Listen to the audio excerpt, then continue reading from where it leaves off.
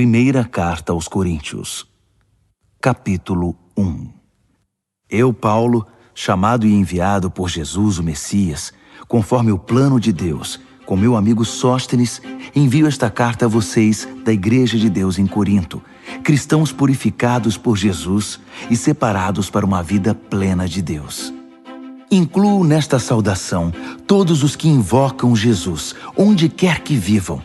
Ele é o Senhor deles, assim como nosso. Que todos os dons e benefícios que vêm de Deus, nosso Pai, e do Senhor Jesus Cristo, sejam de vocês. Toda vez que penso em vocês, e o faço com frequência, agradeço a Deus pela vida que levam, com livre acesso a Ele concedido por Jesus. O que aconteceu com vocês é algo que excede a imaginação humana e não pode ser dito em palavras. Cristo pode ser visto claramente na vida de vocês. Basta pensar que vocês não precisam de nada, já têm tudo. Todos os dons de Deus estão entre vocês, que aguardam com expectativa o retorno do Senhor Jesus. Além disso, Deus está com vocês, disposto a mantê-los no caminho, até que todas as coisas sejam acertadas de vez por Jesus. Deus, que conduziu vocês a esta aventura espiritual, compartilha conosco a vida do seu Filho e nosso Senhor Jesus. Ele jamais irá desistir de vocês. Nunca se esqueçam disso.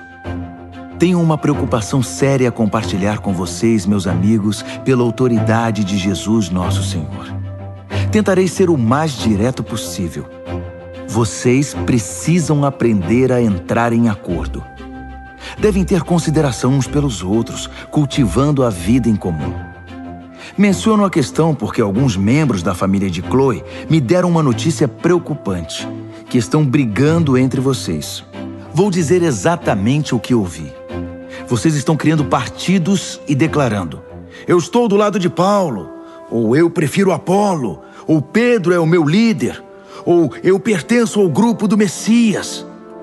Pergunto a vocês, o Messias por acaso foi cortado em pedacinhos para que cada um de nós tenha uma parte dele?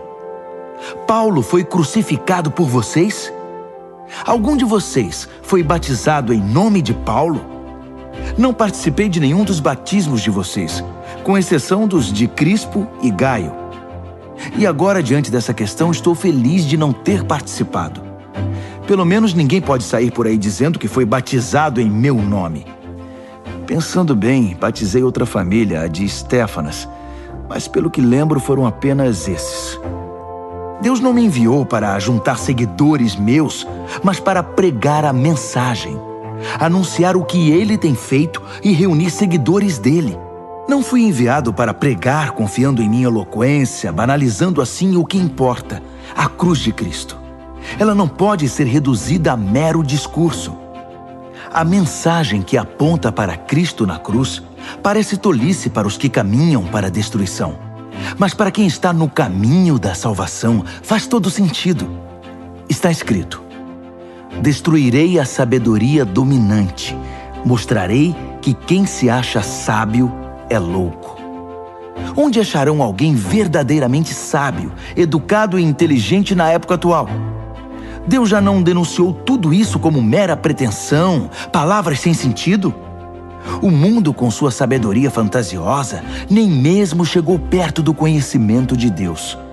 Por isso, em sua sabedoria, Deus decidiu usar o que o mundo considera tolice, pregação acima de tudo, para levar os que confiam nele ao caminho da salvação.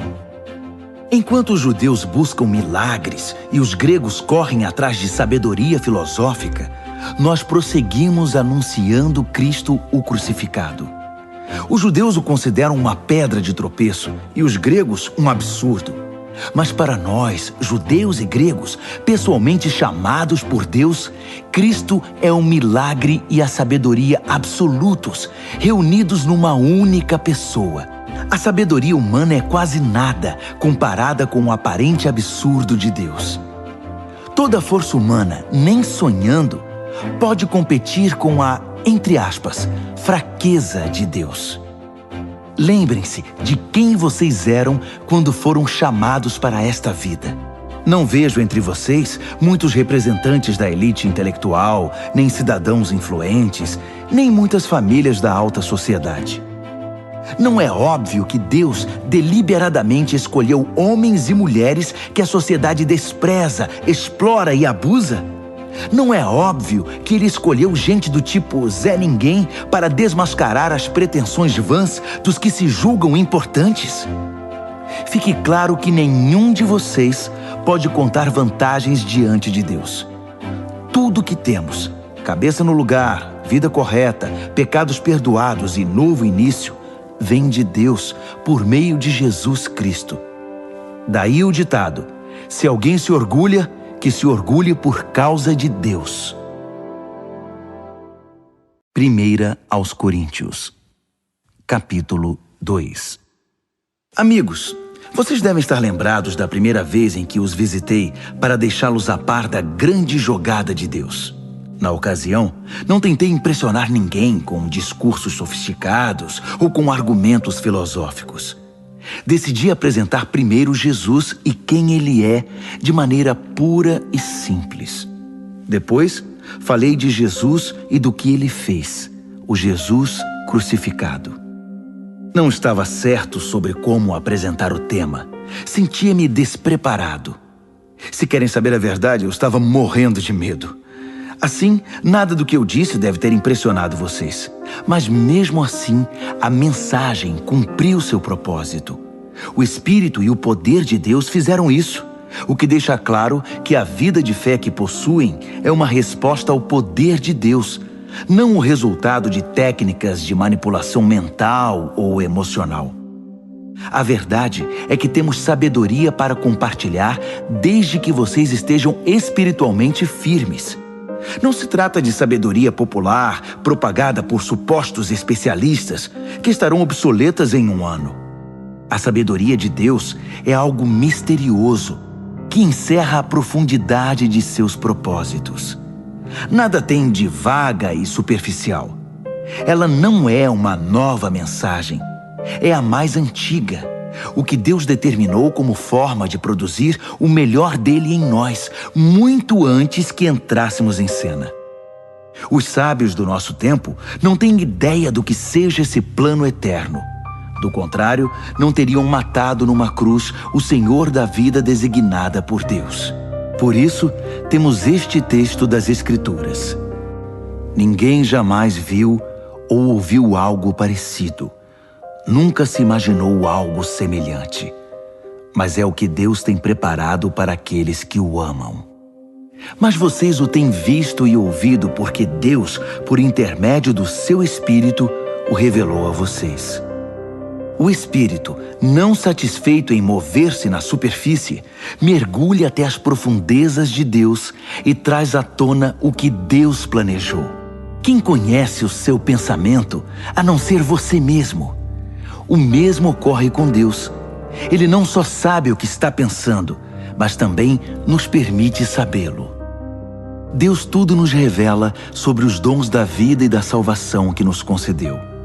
Não precisamos dos palpites nem das opiniões do mundo. Não aprendemos isso nos livros nem na escola. Aprendemos de Deus, que nos ensinou pessoalmente por meio de Jesus, e o transmitimos a vocês em primeira mão. Quem não é espiritual não pode receber os dons do Espírito de Deus, não tem essa capacidade. Os dons de Deus lhe parecem tolice. Só o espiritual pode reconhecer o Espírito de Deus e o espírito humano em plena comunhão. Espiritualmente vivos, temos acesso a tudo que o Espírito de Deus está fazendo. Assim, não podemos ser julgados pelos críticos que não são espirituais.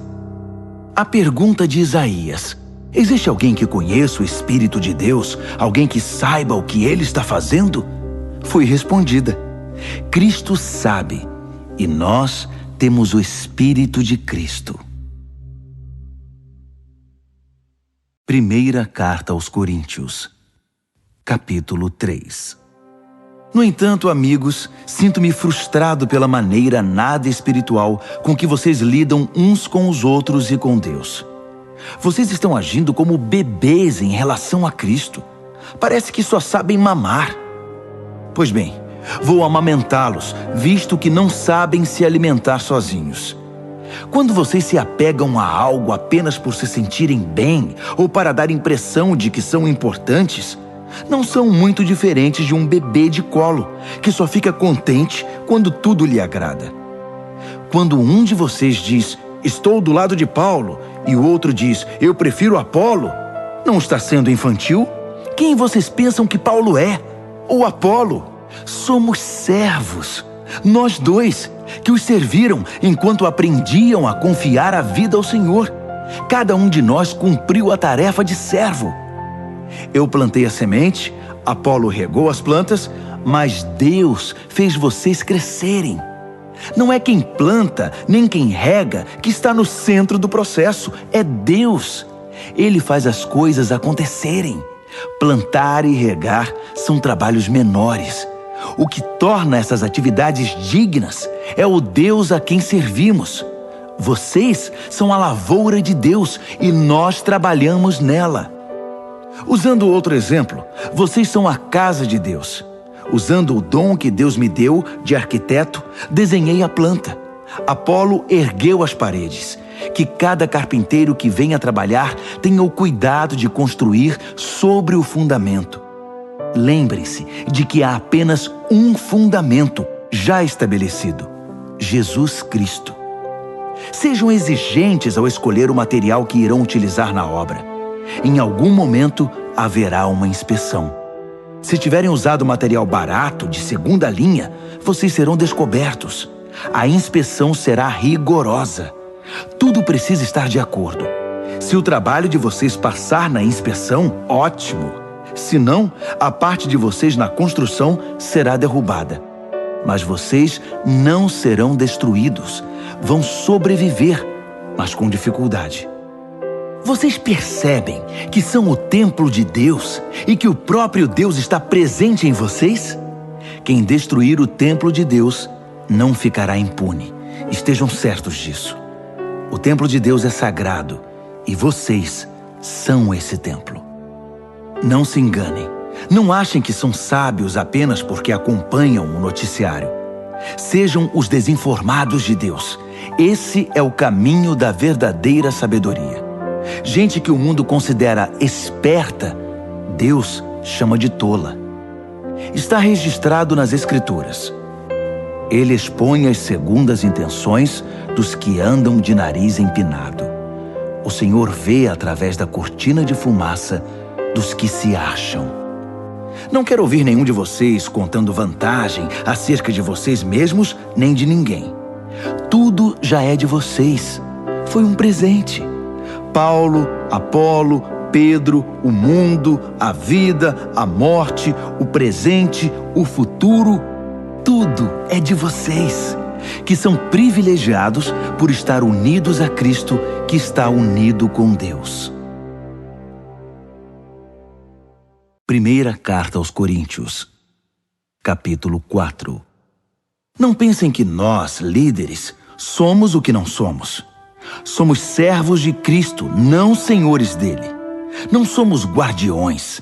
Nossa responsabilidade é conduzi-los aos mais sublimes segredos de Deus. Os requisitos exigidos de nós são confiabilidade e conhecimento preciso. Pouco importa o que vocês pensem ou digam a meu respeito. Eu não me avalio. Nesse caso, os rótulos são irrelevantes. Desconheço algo que me desqualifique na minha tarefa para com vocês. Mas isso não quer dizer muita coisa. O Senhor é quem faz este julgamento. Assim, não corram na frente do Senhor, tirando conclusões com base em julgamentos pessoais antes de analisar tudo. Quando Ele vier, trará a público segredos que ninguém imagina, motivações interiores, propósitos e orações. Só então ouviremos o muito bem de Deus. Tudo que faço agora é mostrar que todos esses assuntos dizem respeito a Apolo e a mim, para que vocês aprendam a se controlar e não se precipitem em julgar sem ter conhecimento de todos os fatos. É importante analisar todas as coisas do ponto de vista de Deus. Não me agrada vê-los bajulando uns e difamando outros com base em boatos. Pois quem é que realmente conhece vocês, que sabe o que tem no coração? E se conhecesse, descobriria algo de que possam se vangloriar? Não são dons de Deus tudo o que vocês têm e são? Por que então tantos rótulos e disputas? Vocês já têm tudo de que precisam. Têm mais acesso a Deus do que podem imaginar. Deixando de lado Apolo e a mim, vocês estão no topo do mundo, pelo menos no mundo de Deus. E nós estamos lá com vocês. O que vejo é que nós, que temos a mensagem, fomos colocados por Deus num palco, mas ninguém quer comprar o ingresso. Somos como um acidente na rua para o qual o mundo olha quando passa. Somos os desajustados do Messias. Vocês podem estar seguros, mas nós vivemos em meio a fragilidades e incertezas. Vocês podem ser bem considerados pelos outros, mas nós somos maltratados muitas vezes. Na maior parte do tempo, não temos o suficiente para comer. Usamos roupas remendadas, portas nos são fechadas na cara e aceitamos os piores empregos para ganhar a vida, sempre com muito esforço. Quando nos ofendem, dizemos, Deus o abençoe. Quando espalham fofocas sobre nós, reagimos com uma palavra boa. Somos tratados como lixo, como restos de comida. E a situação não vai melhorar. Não estou escrevendo para brigar, nem para criar algum desconforto. Escrevo como um pai, meus filhos. Amo vocês e quero que sejam adultos, não crianças mimadas. Há muita gente que não vê a hora de apontar o dedo para o que vocês têm feito de errado. Mas não há muitos pais dispostos a investir tempo e esforço para ajudá-los a crescer. Foi quando Jesus me levou a proclamar a vocês a mensagem de Deus que me tornei o pai de vocês. Não estou pedindo que façam o que eu mesmo já não esteja fazendo. Foi por isso que primeiro enviei Timóteo. Ele também é meu filho querido e fiel ao Senhor. Ele irá refrescar a memória de vocês quanto às instruções que passo regularmente às igrejas no caminho de Cristo. Sei que alguns de vocês são tão cheios de vocês mesmos que nunca ouvem ninguém, muito menos a mim. Mas estarei aí, se Deus quiser, mais cedo do que vocês pensam. E então verei se tudo o que falam não passa de papo furado. Pois o caminho de Deus não é mera conversa, é vida cheia de poder. Então, como devo me preparar para esse encontro? Como quem disciplina com severidade, que os obriga a cumprir seu dever? Ou como bom amigo e conselheiro? Vocês decidem. 1 aos Coríntios, capítulo 5. Também fiquei sabendo de um caso escandaloso entre vocês que não seria tolerado nem fora da igreja. Um dos membros está dormindo com a madrasta. E vocês ainda se sentem tão superiores, tão satisfeitos com vocês mesmos, que isso nem os incomoda. Não acham que deveriam estar tristes, de joelhos, derramando lágrimas? Ninguém pensou que tal conduta precisava ser denunciada e corrigida? Vou dizer o que eu teria feito. Ainda que esteja longe, é como se eu estivesse aí com vocês, porque sei perfeitamente o que está acontecendo e digo que está errado. Vocês não podem apenas ficar olhando e esperar que tudo se resolva. Reúnam a comunidade e estarei presente em espírito com vocês. Tratem da questão e resolvam o problema na autoridade de Jesus, nosso Senhor, que estará presente entre vocês. Submetam a conduta desse homem perante todos. Que ele a defenda, se puder. Mas se não puder, que seja excluído, ficando à mercê de Satanás. Sem dúvida será um choque para ele e um embaraço para vocês. Mas é melhor isso do que a condenação. Além do mais, o que importa é estar perdoado diante do Senhor no dia do juízo. A arrogância e a insensibilidade de vocês nessa questão me perturba. Vocês trataram o caso como se nada fosse. O fermento também parece nada, mas leveda rapidamente toda a massa de um pão. Portanto, livrem-se desse fermento. Nossa identidade é pura e simples. Não pode conter ingredientes estranhos. O Messias, nosso Cordeiro Pascal, já foi sacrificado na refeição da Páscoa. E nós somos o pão sem fermento, que faz parte da festa. Portanto, participemos dessa festa, não como pão inchado com o fermento do mal, mas como pão sem fermento, sincero e genuíno. Escrevi na minha carta anterior que vocês não devem se sentir à vontade com quem vive na promiscuidade. Não quis dizer também que vocês não devem ter nenhum tipo de relacionamento com gente de fora da comunidade. O mesmo vale para os corruptos de nenhum tipo e para os religiosos impostores. Para não ter contato com esse tipo de gente, vocês teriam de sair do mundo.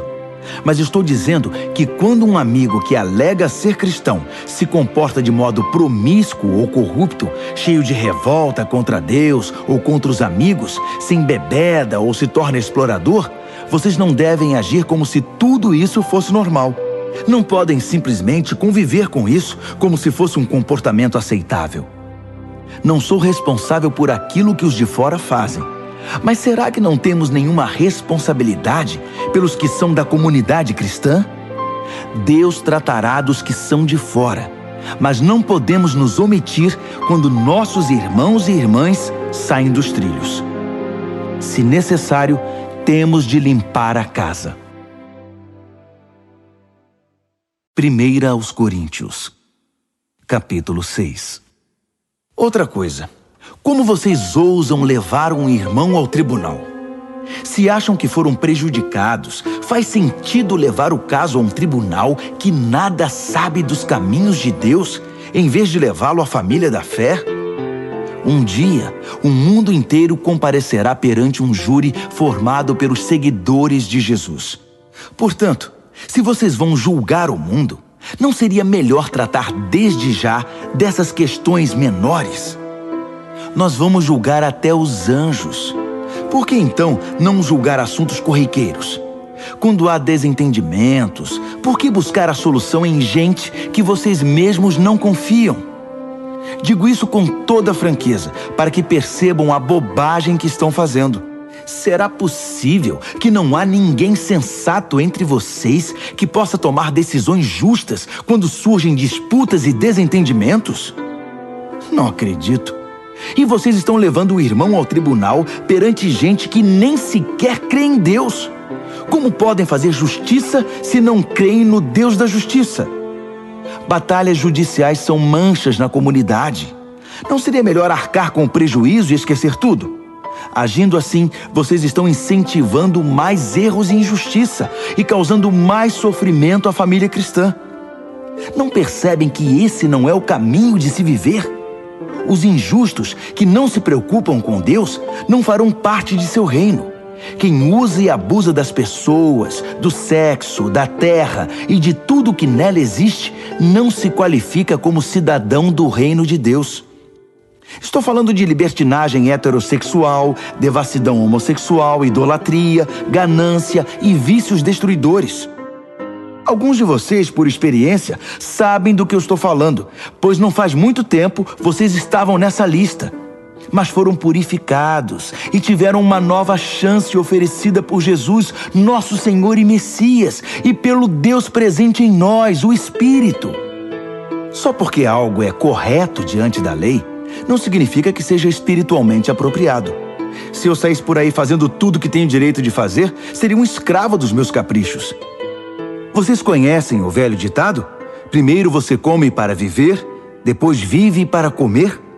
Pois bem, pode ser verdade que o corpo seja apenas temporário, mas não é desculpa para entupi-lo de comida ou entregar-se ao sexo. Uma vez que o Senhor nos honra com um corpo, honremos também a Ele com o nosso corpo. Deus honrou o corpo do Senhor, levantando-o do túmulo. Ele usará o mesmo poder para ressuscitá-los. Até lá, lembrem-se de que nosso corpo foi criado com a mesma dignidade do corpo do Senhor. Vocês não levariam o corpo do Senhor a um prostíbulo, levariam? Espero que não. Sexo é mais do que pele sobre pele. É tanto um mistério espiritual quanto um ato físico. Como está nas Escrituras, os dois se tornam um. Já que queremos nos tornar espiritualmente um com o Senhor, não devemos buscar o tipo de sexo que foge do compromisso e da intimidade, ficando mais solitários ainda. O tipo de sexo que nunca se torna um. Há um aspecto no qual os pecados sexuais são diferentes de todos os outros. No pecado sexual, violamos a sacralidade do corpo, que foi feito para o amor idealizado por Deus para tornar-se um com a outra parte. Ou vocês não sabem que o corpo é um lugar sagrado onde mora o Espírito Santo? Vocês percebem que não podem viver de qualquer maneira desperdiçando algo pelo qual Deus pagou um preço tão alto? A parte física não é mero apêndice da parte espiritual. Tudo pertence a Deus.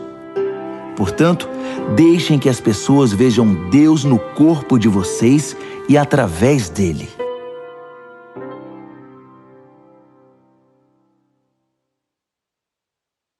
Primeira Carta aos Coríntios, capítulo 7. Passemos agora às perguntas que vocês fazem na carta que me enviaram. Primeira, é bom ter relações sexuais? Sem dúvida, mas de maneira certa. É bom estar casado, tanto para o homem quanto para a mulher. Os impulsos sexuais são fortes, mas o casamento é forte o bastante para contê-los, permitindo uma vida sexual equilibrada e plena num mundo de desordem sexual. O leito matrimonial deve ser marcado por mutualidade. O marido procurando satisfazer a esposa procurando satisfazer o marido. O casamento não é um espaço para brigar por direitos. O casamento é uma decisão de servir a outra parte na cama ou fora dela. A abstinência sexual é possível por um período de tempo, se ambos concordarem e se for para algum propósito de jejum e oração, mas apenas em ocasiões assim. Depois, voltem um para o outro. Satanás conhece maneiras engenhosas de nos tentar quando menos esperamos. Entendam que não estou ordenando tais períodos de abstinência. Apenas dou o melhor conselho se vocês quiserem proceder assim. Às vezes, penso que seria melhor que todos fossem solteiros como eu. Uma vida mais simples em muitos sentidos. Mas o celibato não é para todos. Assim como o casamento também não. Deus dá a alguns o dom de ser solteiro e a outros o dom de ser casado. Entretanto, digo aos solteiros e viúvos que não estar casado talvez seja o melhor para eles, como tem sido para mim. Mas se não conseguirem conter seus desejos e emoções, devem se casar. As dificuldades do casamento são de longe preferíveis à vida do solteiro sexualmente tentado. Se você está casado, continue casado. Ordem do Senhor, não minha. Se a esposa abandonar o marido, ela deve permanecer solteira ou então voltar atrás e se acertar com ele. E o marido não tem o direito de se livrar da esposa. Para os casamentos mistos, cristão casado com não cristão, não temos mandamento explícito da parte do Senhor. Mas vocês devem fazer o seguinte: se você é um homem casado com uma mulher que não é cristã, mas que mesmo assim deseja viver com você, continue com ela. Se você é uma mulher casada com um homem que não é cristão, mas que deseja viver com você, continue com ele. O marido descrente participa em certa medida da santidade da esposa, e a esposa descrente de igual maneira participa da santidade do marido. De outro modo, os filhos seriam deixados de fora, mas eles também estão incluídos nos propósitos espirituais de Deus. No entanto, se o cônjuge descrente vai embora, deixe que vá. Não seja desesperadamente dependente. Deus nos chamou para viver bem da maneira mais pacífica possível. Você, esposa, não tem como saber se o seu modo de agir pode trazer seu marido de volta, não apenas para você, mas para Deus. Marido, você não tem como saber se o seu modo de agir pode trazer sua esposa de volta não apenas para você, mas para Deus. Não alimente o desejo de estar em outro lugar ou com outra pessoa. Você está agora no lugar que Deus preparou para você. Viva, obedeça, ame e creia nesta situação. É Deus, não sua situação conjugal, que define sua vida. Não pensem que estou sendo mais duro com vocês do que com outras igrejas. Dou o mesmo conselho a todas elas. Você era judeu quando Deus o chamou? Não desfaça sua condição. Você era não judeu no tempo do seu chamado? Não tente se tornar judeu. Ser judeu não é o mais importante. O que importa é obedecer ao chamado de Deus e seguir seus mandamentos. Continue como você estava quando Deus o chamou. Você era escravo? Escravidão não é obstáculo para crer. Não quero dizer que você esteja impedido de sair. Se você tiver uma chance de obter a liberdade, vá em frente.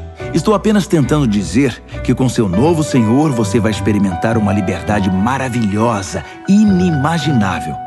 Mas se você era livre quando Cristo chamou, irá experimentar como é maravilhoso tornar-se escravo de Deus, o que é igualmente inimaginável. Todos vocês, escravos e livres, um dia foram reféns de uma sociedade pecaminosa. Mas um valor imenso foi pago pelo resgate de vocês. Agora que estão livres dos velhos vícios, não voltem a ser ou fazer o que o mundo pede a vocês. Amigos, permaneçam na condição em que foram chamados por Deus. Ele está com vocês. Permaneçam firmes com Ele do lado.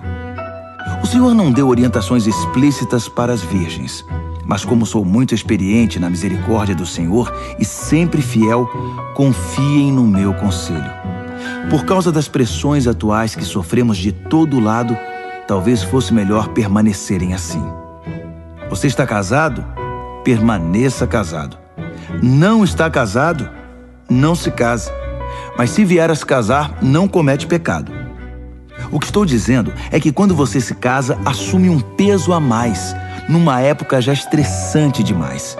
Eu queria poupá-los disso. Quero ressaltar, amigos, que o tempo é essencial. Não há tempo a perder. Portanto, não compliquem a vida desnecessariamente. Vivam de maneira simples. No casamento, na tristeza, na alegria, no que for. Mesmo em assuntos corriqueiros, como na rotina diária das compras. Sejam econômicos na escolha das muitas coisas que o mundo tenta empurrar para vocês. O mundo, como vocês o conhecem, está se desvanecendo. Quero que vivam o máximo que puderem, livres de complicações. Quem não é casado está livre para se dedicar unicamente ao Senhor. O casamento envolve a pessoa nos emaranhados da vida doméstica e na necessidade de agradar o cônjuge. Essas demandas exigem quase toda a atenção. O tempo e a energia que os casados gastam no cuidado mútuo podem ser utilizados para Deus por quem não é casado. Estou tentando facilitar as coisas, não torná-las mais difíceis. Tudo que desejo é que vocês sejam capazes de desenvolver um modo de vida no qual possam se dedicar ao Senhor sem distrações. Se um homem tem uma amiga a quem é leal, mas não tem intenção de se casar, decidido a servir a Deus como solteiro e depois muda de ideia e decide casar-se com ela, ele deve ir em frente e se casar, não é pecado. O casamento não está um degrau abaixo do celibato, como alguns dizem. Mas se o homem está bem em sua decisão pela vida de solteiro dedicada a Deus, e for essa sua convicção, não algo que lhe foi imposto, ele deve permanecer assim. O casamento é espiritual e moralmente correto, e não é de modo algum inferior ao celibato, embora, como já disse, por causa dos tempos em que vivemos, tenham razões pastorais para encorajar o celibato. A esposa deve permanecer com o marido enquanto ele viver. Se ele morrer, ela está livre para se casar com quem quiser. É claro que deve casar-se com um cristão e ter a bênção do Senhor. Mas por enquanto, vocês sabem que penso que ela fará melhor se não se casar outra vez. O Senhor, na minha opinião, está de pleno acordo com esse conselho.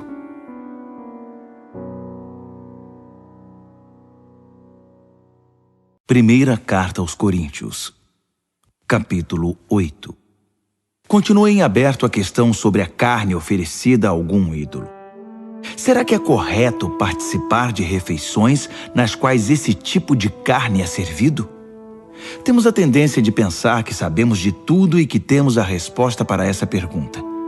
Mas o coração humilde pode nos ajudar muito mais do que a mente orgulhosa. Nunca saberemos o bastante até reconhecer que só Deus sabe tudo.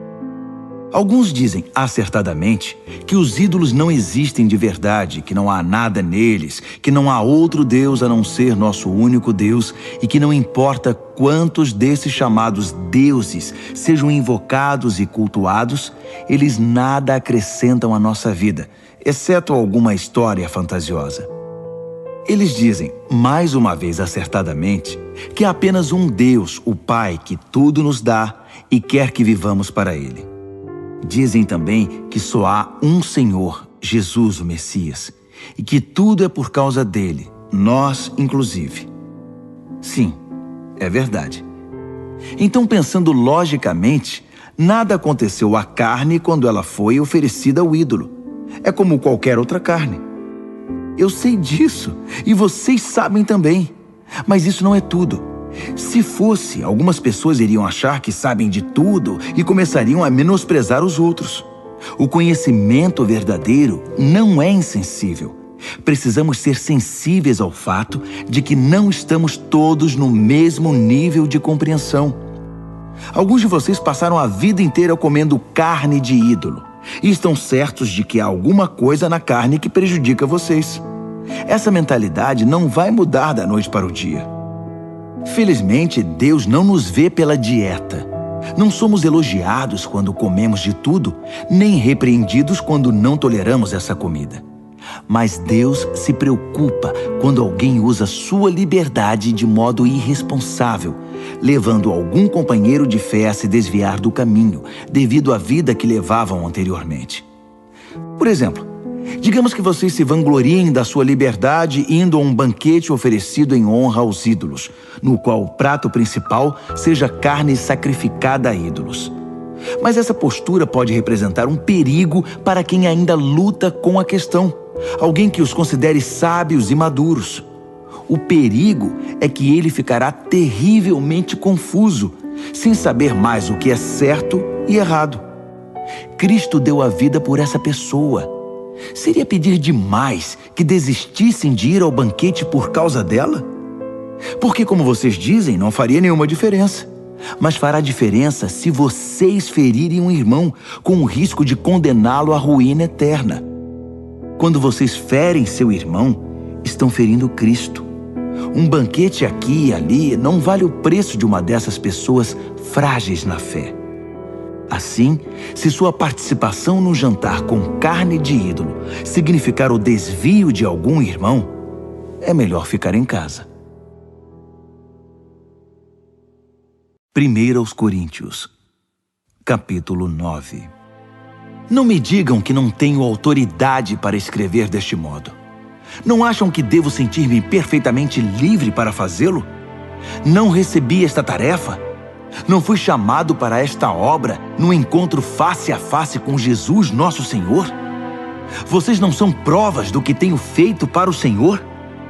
Ainda que ninguém mais admita a legitimidade do meu chamado, vocês não podem negá-lo, pois meu trabalho com vocês é a prova viva da minha autoridade. Não tenho medo dos críticos. Nós que atuamos na obra missionária para Deus, temos direito a acomodações decentes e ao sustento para nós e nossa família.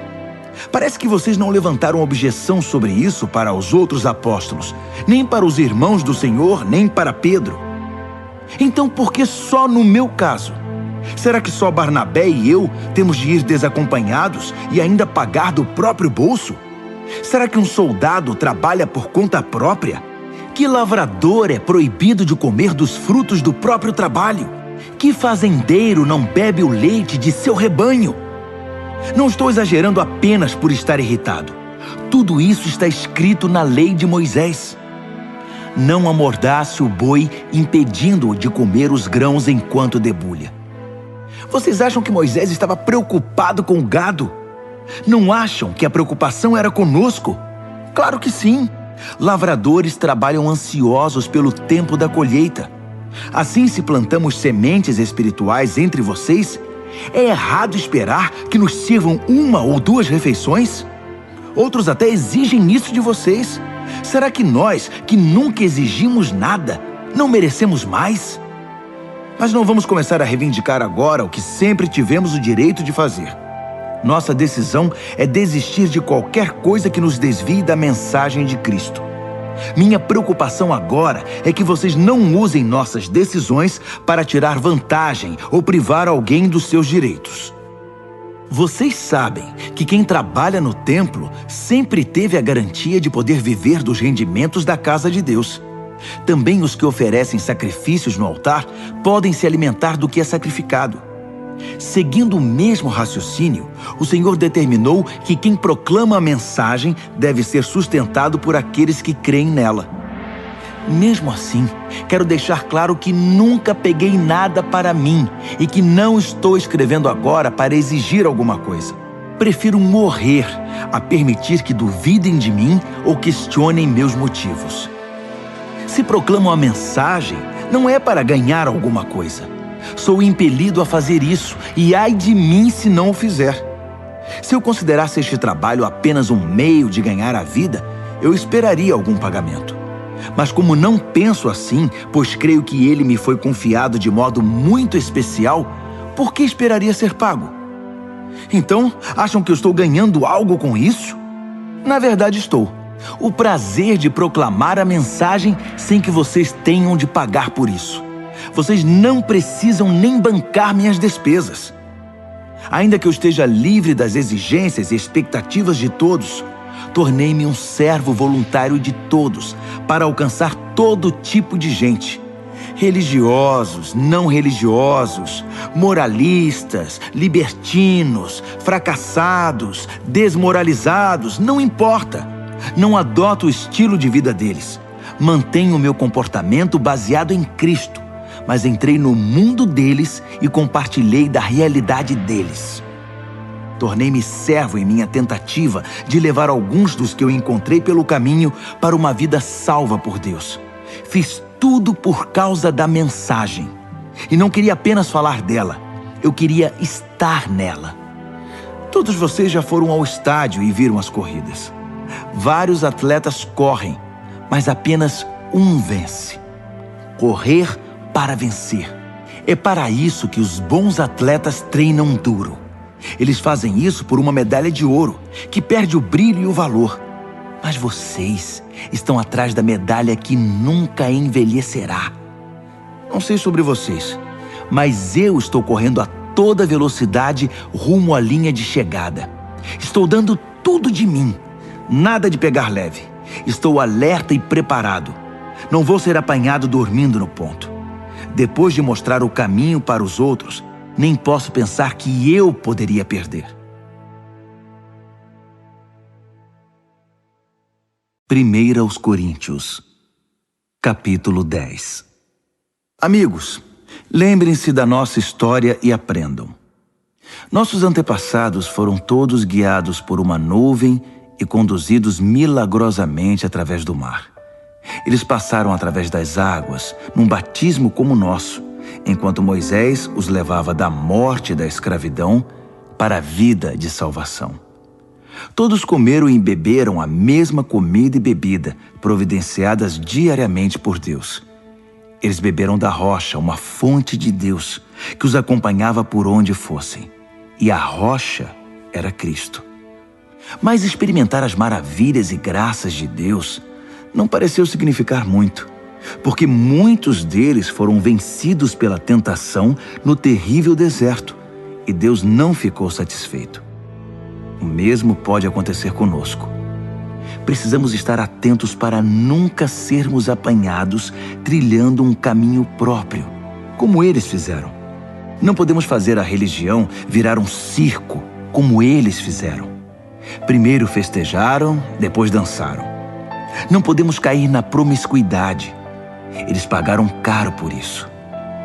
Lembrem-se, nada menos de 23 mil mortes num só dia. Não cometam o erro de pensar que Cristo deve nos servir. Nós é que o servimos. Eles fizeram isso e Deus enviou-lhes cobras venenosas. Devemos tomar cuidado para não incentivar a reclamação. Foi ela que os destruiu. Esses incidentes são sinais de alerta da nossa história, escritos para que não venhamos a repetir os erros deles. Historicamente, vivemos situações semelhantes. Eles no início e nós no fim. E podemos confundir tudo, assim como eles. Não sejam tão ingênuos e autoconfiantes. Vocês não são diferentes. Podem fracassar tão facilmente como qualquer um. Nada de confiar em vocês mesmos. Isso é inútil. Mantenham a confiança em Deus. Nenhuma tentação, nenhum teste que surge no caminho de vocês é maior que o enfrentado por outros. Tudo o que vocês precisam lembrar é que Deus não deixará que fracassem. Ele nunca permitirá que sejam pressionados além do limite, mas estará sempre com vocês para ajudá-los a vencer a tentação. Portanto, prezados amigos, quando virem alguém reduzindo Deus a algo que possam usar ou controlar como um ídolo, afastem-se dessa pessoa o mais rápido que puderem.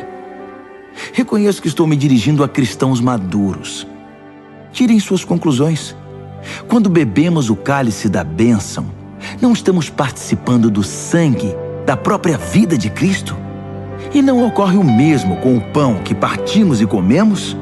Não estamos participando do corpo da própria vida de Cristo? Por haver um pão, é que apesar de muitos, nos tornamos um. Cristo não está dividido em nós. Em vez disso, nós nos tornamos um nele. Não reduzimos Cristo ao que somos. Ele nos eleva ao que Ele é. É o que aconteceu no antigo Israel. Os que comeram os sacrifícios oferecidos no altar de Deus participaram da ação de Deus no altar. Percebem a diferença? Sacrifícios oferecidos a ídolos são oferecidos a nada, pois o ídolo não é nada, ou pior do que nada, um demônio. Não quero que vocês se tornem parte de algo que os diminua.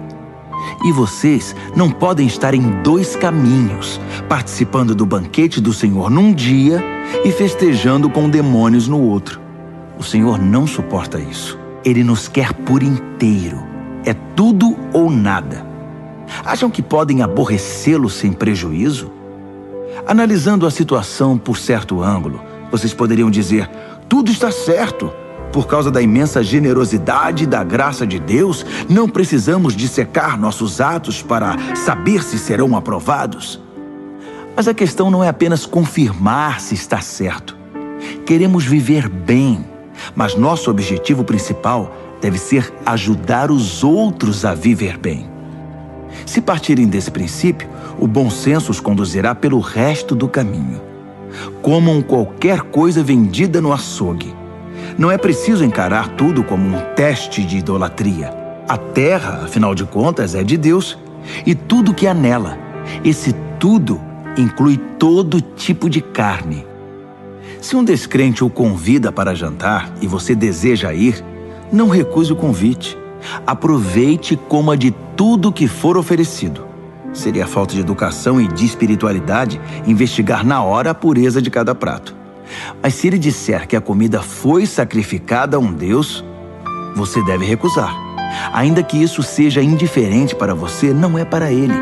E você não vai querer deixá-lo confuso a respeito da sua fé. Mas com exceção de casos como esses, não vou ficar pisando em ovos, preocupado com o que gente de mente fechada pode dizer. Tenho toda a liberdade, pois conheço muito bem o que nosso Senhor nos ensinou. Se como o que me oferecem, agradecido a Deus pelo que está na mesa, deveria eu me preocupar com o que alguém vai dizer? Dei graças a Deus pela comida, Ele a abençoou e ponto final. Assim, façam suas refeições com prazer, sem se preocupar com o que alguém possa dizer, pois vocês estão comendo para a glória de Deus acima de tudo, não para agradar a essas pessoas. Façam tudo desse modo, de todo o coração e com liberdade, para a glória de Deus. Ao mesmo tempo, não se esqueçam de agir com misericórdia. Evitem pisar no calo dos que não têm liberdade como vocês. Tenho feito o que posso para levar em consideração os sentimentos dos outros. Espero que vocês façam o mesmo.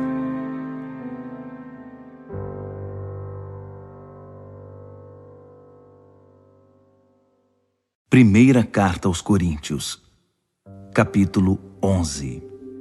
Fico feliz por saber que vocês continuam a se lembrar de mim e a me honrar, guardando as tradições da fé que ensinei. Toda autoridade verdadeira vem de Cristo. No relacionamento conjugal, existe a autoridade da parte de Cristo para o marido e da parte do marido para a esposa. A autoridade de Cristo é a autoridade de Deus. Qualquer homem que fala com Deus ou sobre Deus sem respeito pela autoridade de Cristo está desonrando o Senhor. E a esposa que fala com Deus sem respeito para com a autoridade do marido está desonrando seu marido. Pior ainda, está desonrando a si mesma. Uma cena lamentável. É como se estivesse com a cabeça rapada. Essa é a origem do costume de a mulher cobrir a cabeça no culto, enquanto o homem tira o chapéu. Com esses atos simbólicos, homens e mulheres que muitas vezes batem de frente um com o outro, submetem sua cabeça ao cabeça, Deus. A propósito, não valorizem demais as diferenças entre homem e mulher. Nem o homem nem a mulher podem caminhar sozinhos ou reivindicar prioridade. O homem foi criado primeiro, como belo reflexo resplandecente de Deus. É verdade. Mas a mulher brilha com mais beleza, tendo por cabeça o seu marido. É verdade que a primeira mulher veio do homem, mas daí em diante todo homem vem de uma mulher. E uma vez que na prática todas as coisas vêm de Deus, vamos deixar de lado essa discussão sobre quem vem primeiro. Vocês não concordam que fica bem uma mulher com seu belo cabelo orar a Deus em adoração? Isso nos lembra a atitude dos anjos. Também não fica bem um homem orar a Deus com a cabeça coberta em reverência, mostrando submissão? Não há um belo simbolismo natural aqui? Todavia, espero que não fiquem debatendo sobre isso. Todas as igrejas de Deus veem a questão dessa maneira. Não quero que vocês sejam exceção. Quanto ao próximo item, não estou satisfeito. Soube que quando vocês se reúnem, o pior em vocês aparece, não o melhor. Para começar, temos as divisões, pois vocês competem e se criticam mutuamente. Estou relutante em crer nisso, mas entendo o que se passa. O que posso dizer é que todas essas diferenças trarão à luz a verdade e a confirmarão. Descobri também que vocês levam suas divisões para o culto. Vocês se reúnem, mas em vez de comer da mesa do Senhor, trazem comida aos montes e comem feito animais. Alguns ficam de fora e vão para casa com fome, enquanto outros precisam ser carregados, pois ficam bêbados demais para andar. Não posso acreditar. Vocês não têm casa para comer e beber? Por que profanar a igreja de Deus? Por que humilhar os pobres? Custa-me acreditar que vocês chegaram a esse ponto. Eu não posso ficar calado. Permitam-me recordar a vocês o que acontece na ceia do Senhor e por que ela é de importância fundamental. Recebi instruções do próprio Senhor e as transmiti a vocês. O Senhor Jesus, na noite em que foi traído, tomou o pão. Depois de dar graças, ele o partiu e disse: "Isto é meu corpo, partido por vocês. Façam isso para se lembrarem de mim." Depois da ceia, ele fez o mesmo com o cálice. "Este cálice é meu sangue, minha nova aliança com vocês. Toda vez que beberem deste cálice, lembrem-se de mim." O que vocês precisam entender é que toda vez que comem esse pão e bebem desse cálice, estão revivendo em palavras e ações a morte do Senhor. E repetirão esse ato até que o Senhor retorne. Vocês não devem permitir que o costume anule a reverência. Quem come o pão ou bebe do cálice do Senhor de modo desrespeitoso é como a multidão que zombou do Senhor e cuspiu nele no momento de sua morte. Vocês querem tomar parte nessa lembrança? Examinem suas motivações. Testem o coração e venham para a ceia com santo temor. Se vocês não pensam no corpo partido do Senhor quando comem e bebem, correm o risco de enfrentar sérias consequências.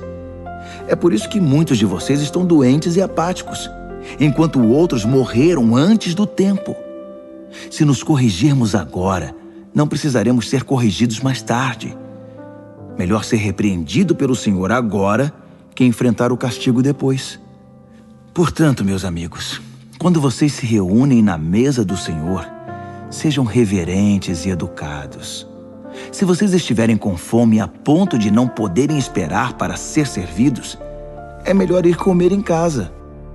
Mas de modo algum transformem a ceia do Senhor em comilança e bebedeira ou em briga de família. Trata-se de uma refeição espiritual, uma festa de amor.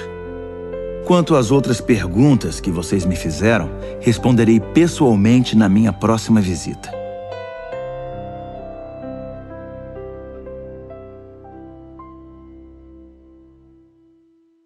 Primeira Carta aos Coríntios, capítulo 12. Quero agora falar sobre as várias maneiras pelas quais o Espírito de Deus se manifesta em nossa vida. O tema é complexo e quase sempre mal compreendido, mas vocês precisam ser informados. Vocês se lembram de como eram quando não conheciam Deus, mudando de um Deus falso para outro, sem saber o que estavam fazendo, apenas imitando o que todos faziam? Na vida cristã é diferente. Deus quer que usemos a inteligência. Por exemplo, usando o raciocínio, vocês sabem perfeitamente que o Espírito de Deus jamais induzirá alguém a dizer "Maldito Jesus". E ninguém deseja dizer "Jesus é Senhor" sem o discernimento do Espírito Santo. Os dons variados de Deus são distribuídos por toda parte, mas todos têm origem no Espírito de Deus. Os variados ministérios são desenvolvidos em toda parte, mas todos têm origem no Espírito de Deus. As variadas expressões do poder de Deus se manifestam em toda parte, mas o mesmo Deus está por trás de tudo. A cada cristão é dado algo a fazer, que mostre como Deus é. Todos ganham, todos são beneficiados. Todo tipo de dom é distribuído pelo Espírito para todo tipo de pessoa. A variedade é maravilhosa. Conselho sábio, entendimento claro, confiança sincera, cura dos enfermos, milagres, proclamação da palavra, discernimento de espíritos, línguas, interpretação de línguas. Todos esses dons têm uma origem comum, mas são distribuídos um a um pelo Espírito de Deus. Ele decide quem recebe o que e quando. É fácil entender como essa diversidade funciona se olharmos para o corpo humano. Nosso corpo está dividido em muitas partes, membros, órgãos, células. Mas a despeito de tantas partes, ainda é um corpo. Ocorre o mesmo com Cristo. Por meio do seu Espírito único, dissemos a Deus a nossa vida incompleta e sem sentido. Costumávamos tomar decisões de forma independente, mas agora vivemos uma vida plena e integrada, em que Ele tem a palavra final em tudo. É o que proclamamos em palavra e ação quando fomos batizados. Cada um de nós é agora uma parte de seu corpo ressuscitado, renovado e sustentado por uma fonte, seu Espírito, da qual todos nós bebemos. Nossos antigos rótulos como judeu ou grego, escravo ou livre, não têm mais utilidade. Precisamos de algo maior, mais abrangente. Quero que entendam que tudo isso faz vocês terem mais importância. Um corpo não é apenas uma parte ampliada. O corpo é o conjunto de partes diferentes, mas semelhantes em combinação e que funcionam em conjunto. Faz algum sentido o pé dizer: não sou tão elegante quanto a mão, embelezada com anéis, por isso acho que não pertenço a este corpo? Se o ouvido disser: não sou importante como o olho que tudo vê, por isso não mereço estar na cabeça, vocês iriam querer tirá-lo do corpo? Se o corpo fosse todo olho, como poderia ouvir? Se fosse todo ouvido, como poderia cheirar? Mas sendo do jeito que é, podemos perceber que Deus pôs cada parte do corpo exatamente onde quis. Quero também que entendam que a diversidade mantém a importância de cada parte, impedindo que cada um dê valor apenas a si mesmo. Por melhores que sejam, vocês só têm importância por fazerem parte do corpo. Um olho enorme ou uma mão gigante não seria um corpo, e sim um monstro. O que temos é um corpo com muitas partes, cada uma do tamanho apropriado e em seu devido lugar. Nenhuma parte é importante por si mesma. Vocês podem imaginar o olho dizendo para a mão: fora, não preciso de você. Ou a mão dizendo para o pé: você está dispensado, não preciso mais de você. De fato, na prática, acontece o contrário. Muitas vezes, o que é menos proeminente é mais fundamental e também mais necessário. Por exemplo, vocês podem viver sem um olho, mas não sem o estômago. Quando seu corpo sofre, não faz nenhuma diferença se é um membro externo ou interno, maior ou menor. Todas as partes sofrem junto, pois cada parte tem a devida dignidade e importância. No entanto, vocês têm mais preocupação com as partes menos proeminentes. Se vocês tivessem de escolher, não iriam preferir uma boa digestão a um cabelo bonito? O modo pelo qual Deus formou o corpo humano é um modelo que nos ajuda a entender nossa vida comunitária na igreja.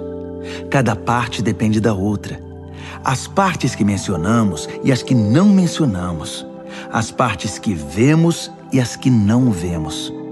Se uma parte se fere, todas as outras partes estão envolvidas. Se uma parte vai bem, todas as outras desfrutam esse bem-estar. Vocês são o corpo de Cristo. É o que vocês são. Jamais se esqueçam disso. Só depois que vocês reconhecem que participam desse corpo, é que a parte de vocês adquire algum significado.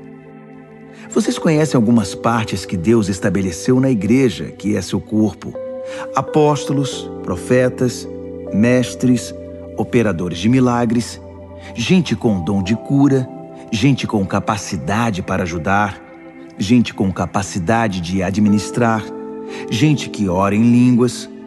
Não é óbvio que a Igreja de Cristo é um corpo completo marcada pela diversidade? Nem todos são apóstolos, profetas, operadores de milagres, gente com dom de cura. Nem todos oram em línguas. Nem todos são intérpretes de línguas. Mesmo assim, alguns de vocês ficam competindo, querendo ser uma das partes importantes.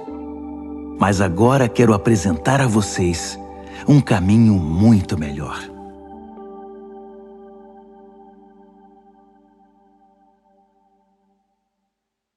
1 aos Coríntios, capítulo 13. Se eu falar com eloquência humana e com êxtase própria dos anjos, e não tiver amor, não passarei do rangido de uma porta enferrujada. Se eu pregar a palavra de Deus com poder, revelando todos os mistérios e deixando tudo claro como o dia, ou se eu tiver fé para dizer a uma montanha pule e ela pular, e não tiver amor, não serei nada. Se eu der tudo o que tenho aos pobres e ainda for para a fogueira como mártir, mas não tiver amor, não cheguei a lugar algum. Assim, não importa o que eu diga, no que eu creia ou o que eu faça, sem amor, estou falido. O amor nunca desiste. O amor se preocupa mais com os outros que consigo mesmo. O amor não quer o que não tem.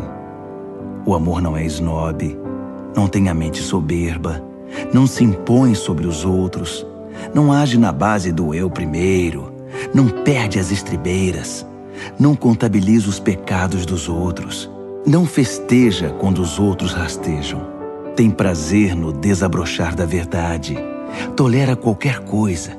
Confia sempre em Deus. Sempre procura o melhor. Nunca olha para trás, mas prossegue até o fim. O amor nunca morre.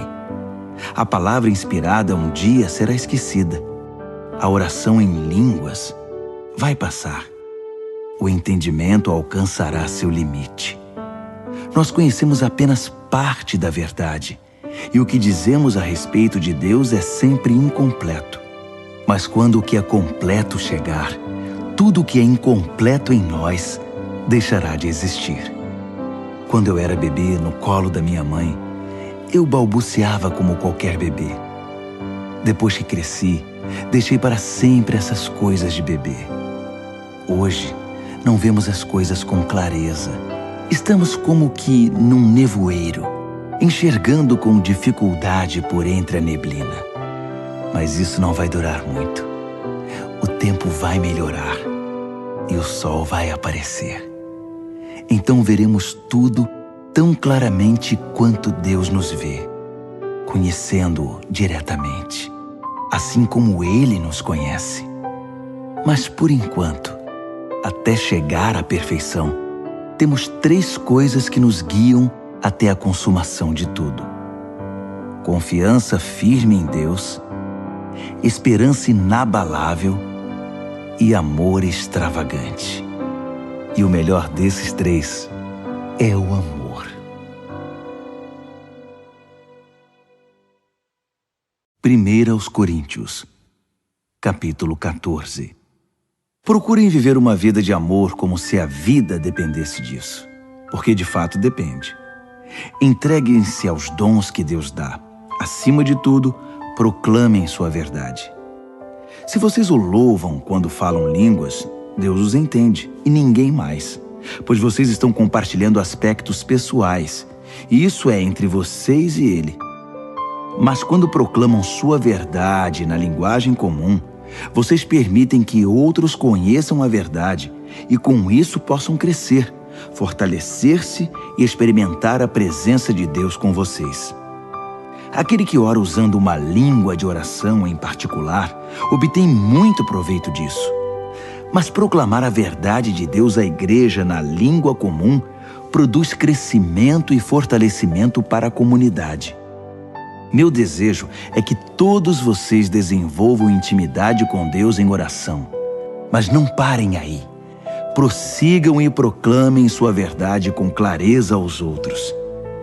É mais importante permitir o acesso ao conhecimento e ao amor de Deus por meio de uma língua que todos entendem que cultivar a presença de Deus em oração num idioma misterioso.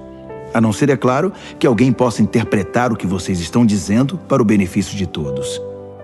Amigos, pensem bem.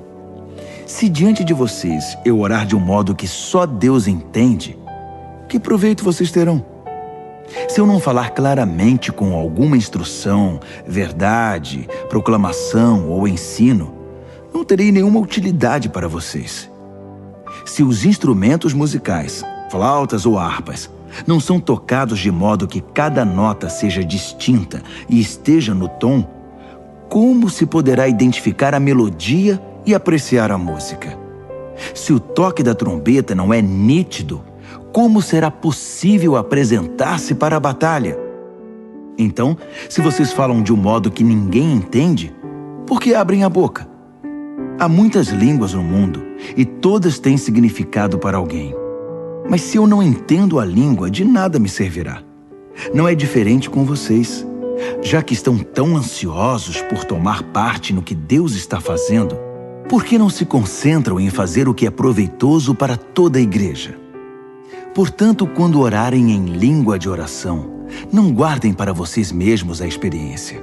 Orem para poder compartilhá-la com outros. Se oro em línguas, meu espírito ora, mas minha mente fica inativa e não há proveito nenhum. Assim, qual a solução? A resposta é simples. Façam as 2 coisas. Devo ser espiritualmente livre quando oro, mas ao orar, devo também refletir e ser cuidadoso. Devo cantar com o espírito e também com a mente.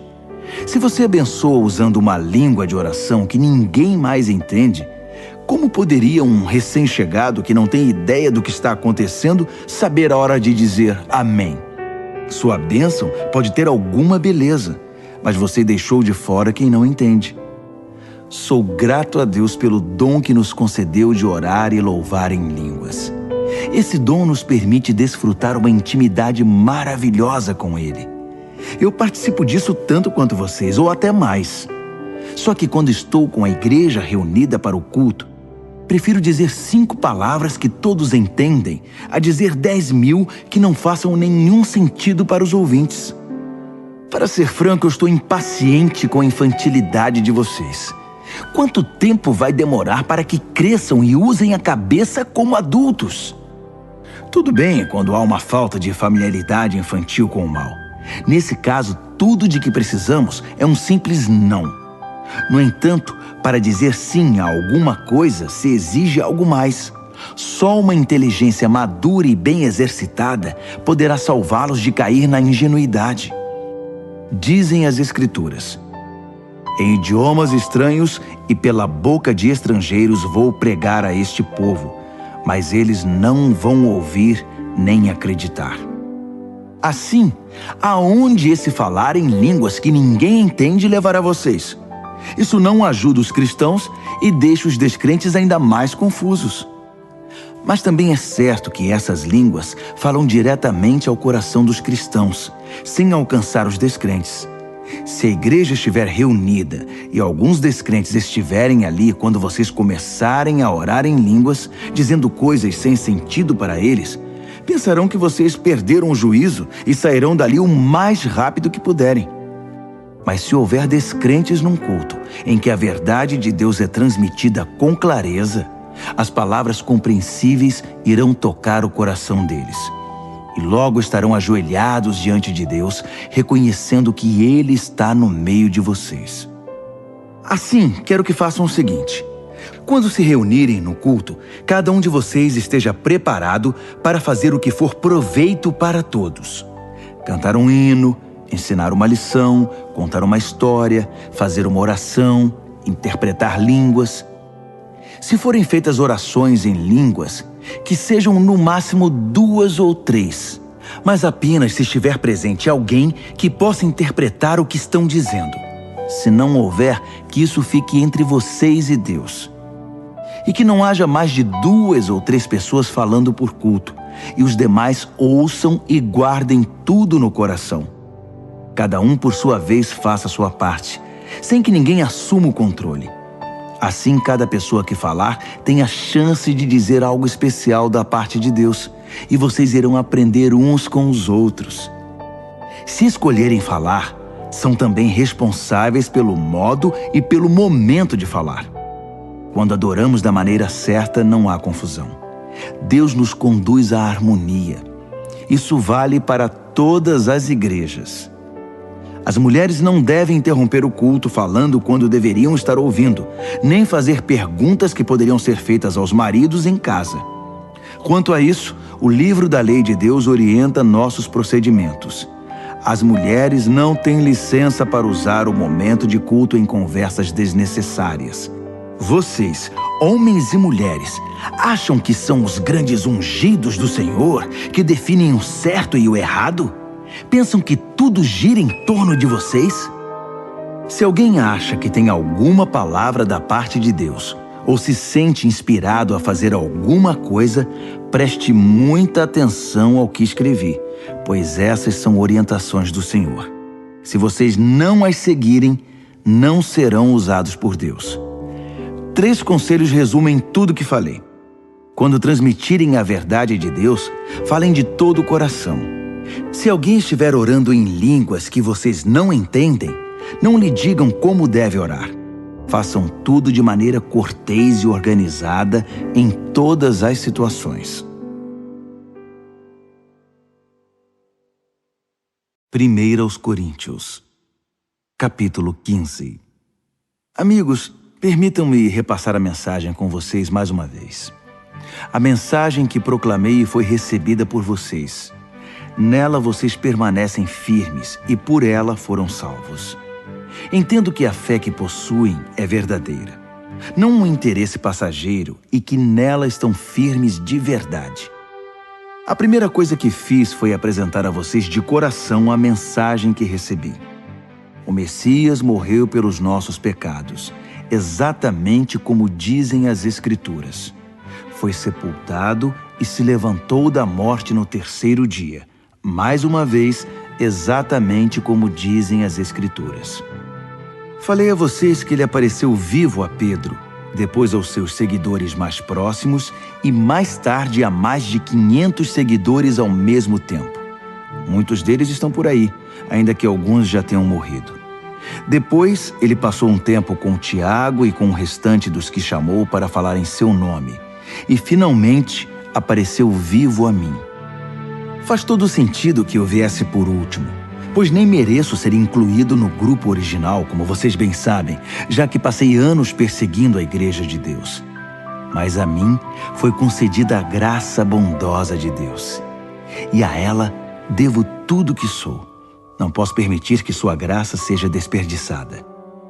Não trabalhei mais que qualquer um dos outros, embora os resultados não tenham dependido de mim, mas sim de Deus que me deu sua graça. Então não faz diferença se vocês ouviram a mensagem de mim ou de outro. Nós falamos a verdade de Deus e vocês a receberam e creram.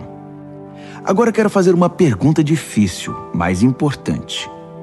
Se vocês se tornaram cristãos crendo que Cristo está vivo, ressuscitado dos mortos, como podem alguns de vocês afirmar que não há ressurreição? Se não há ressurreição, Cristo não está vivo. Se Cristo não ressuscitou, tudo o que ensinamos a vocês está errado, e vocês investiram a vida em uma ilusão. Além disso, se não há ressurreição, somos culpados de mentir a vocês sobre Deus, e tudo o que apresentamos como testemunho de que Deus ressuscitou Cristo não passa de engano. Se os mortos não podem ressuscitar, então Cristo não ressuscitou, porque ele morreu de fato. E se Cristo não ressuscitou, vocês continuam na escuridão, mais perdidos do que nunca. Para quem morreu, é ainda pior, porque morreram esperando a ressurreição em Cristo. Se tudo que temos de Cristo serve apenas para alguns poucos anos de vida, coitados de nós. Mas a verdade é que Cristo ressuscitou, sendo o primeiro de muitos que voltarão à vida. Há aqui um paralelo importante a ser ressaltado. No princípio, a morte nos alcançou por causa de um homem. Mas agora, a ressurreição dos mortos também nos alcança por causa de outro homem. Todos morrem em Adão, e todos tornam a viver em Cristo. Mas temos de esperar nossa vez. Cristo é o primeiro. Depois, os que estarão com ele em sua vinda, a grande consumação. Nessa ocasião, depois de ter conquistado plena vitória, ele entregará o reino ao Pai. Ele não desistirá até vencer o último inimigo. E o último inimigo é a morte.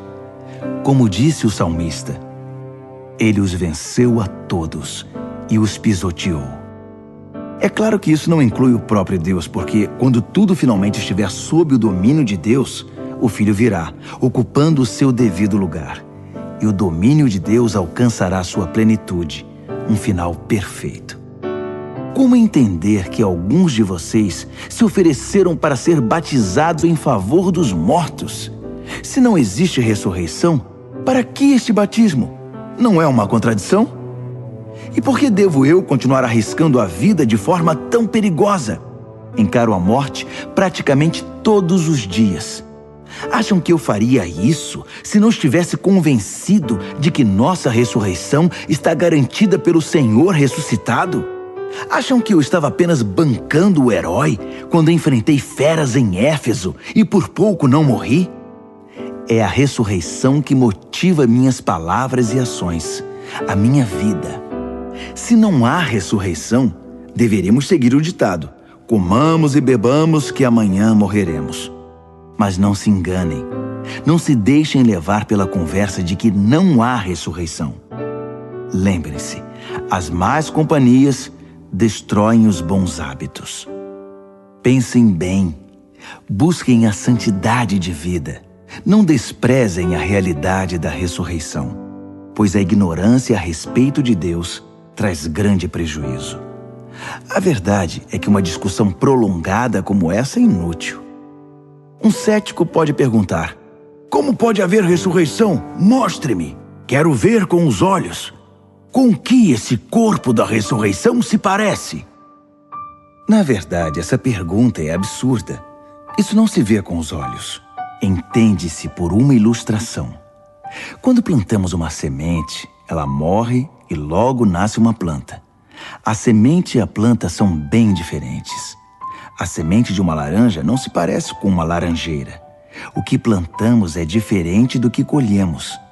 Assim também, o corpo que é sepultado como se fosse uma semente e o corpo da ressurreição são muito diferentes.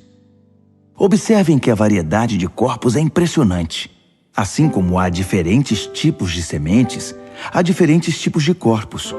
Corpo humano, corpo dos mamíferos, das aves e dos peixes. Vendo toda essa diversidade, temos uma ideia da glória da ressurreição, pois além dos corpos da terra, há também outros corpos no espaço, o sol, a lua e as estrelas, vistos em sua diversidade, beleza e esplendor. O que contemplamos agora são apenas as sementes antes da ressurreição.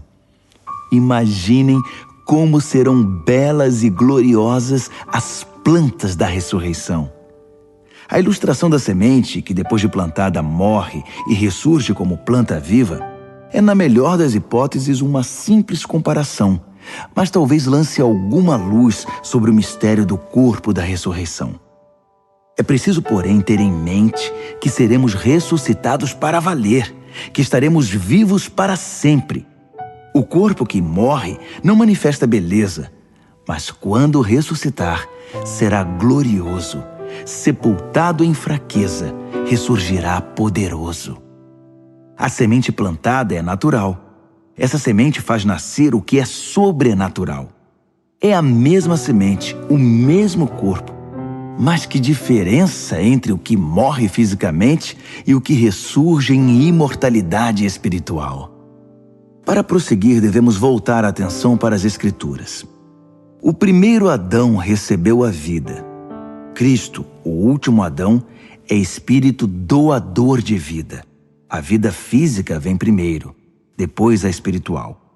O início se dá na terra, o desfecho se dá no céu. O primeiro homem veio da terra e daí em diante os seres humanos são chamados terrenos. O segundo homem veio do céu e por isso seremos celestiais. Assim como somos o reflexo do que está em nossa origem terrena, seremos o reflexo do nosso desfecho celestial. Amigos, eu preciso enfatizar que a vida natural terrena não nos leva ao reino de Deus.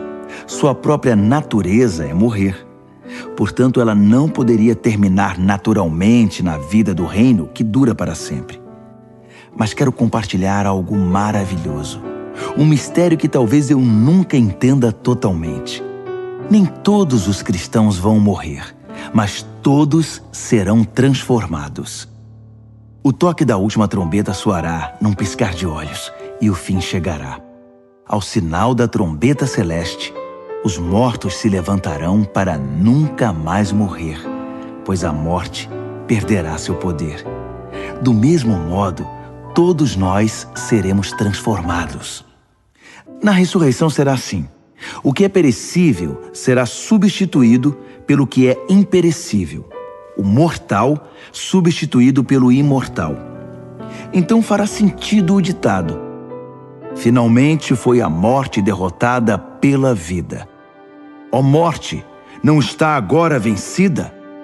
Ó morte, quem temerá a que era temida? Foi o pecado que tornou a morte tão terrível.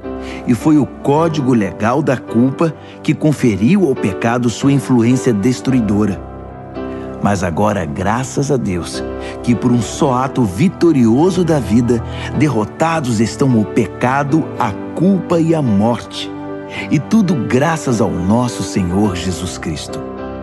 Diante de tudo isso, prezados amigos, Permaneçam firmes. Força! Nada de desânimo.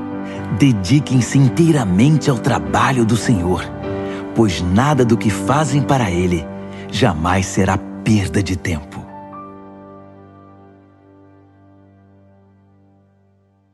1 aos Coríntios, capítulo 16.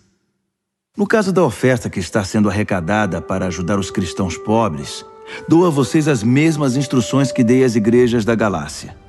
Todo domingo, cada um traga a sua oferta. Sejam generosos. Guardem o que for recolhido para que, quando eu chegar, tudo esteja pronto e eu não precise fazer nenhum apelo. Depois da minha chegada, escreverei cartas de recomendação aos responsáveis pela entrega da oferta em Jerusalém.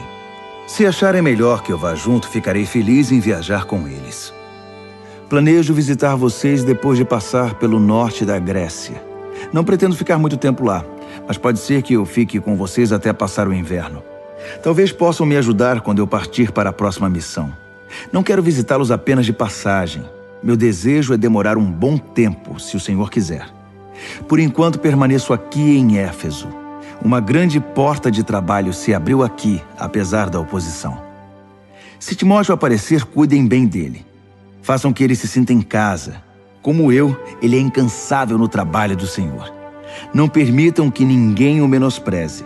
Depois de algum tempo, enviem-no de volta a mim com a bênção de vocês. Digam-lhe que eu o estou esperando, bem como a quem o estiver acompanhando. Quanto ao nosso amigo Apolo, estou ajeitando tudo para que ele possa visitá-lo. Ele não acha que este é o melhor momento, mas haverá melhor ocasião.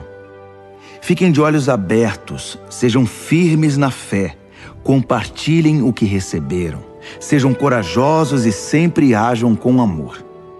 Gostaria de pedir um favor. Deem atenção especial à família de Estéfanas. Como sabem, eles foram os primeiros convertidos na Grécia e sempre se dedicaram a servir os cristãos. Quero que honrem e cuidem de gente assim, companheiros e trabalhadores que tanto nos ajudam e inspiram. Quero que saibam como estou feliz por ter Estéfanas, Fortunato e Acaico comigo. Eles me suprem a falta que vocês fazem e renovaram minhas forças, mantendo-me em contato com vocês. Valorizem gente como eles. As igrejas aqui na província da Ásia enviam saudações.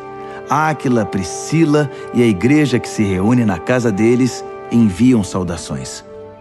Todos os amigos aqui enviam saudações. Transmitam as saudações com abraços santos.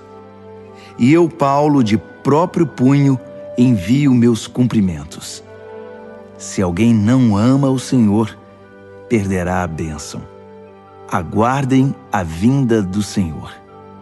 Por sua graça, o Senhor Jesus está sempre de braços abertos para vocês. E eu amo todos vocês no Messias, em Jesus. Amém.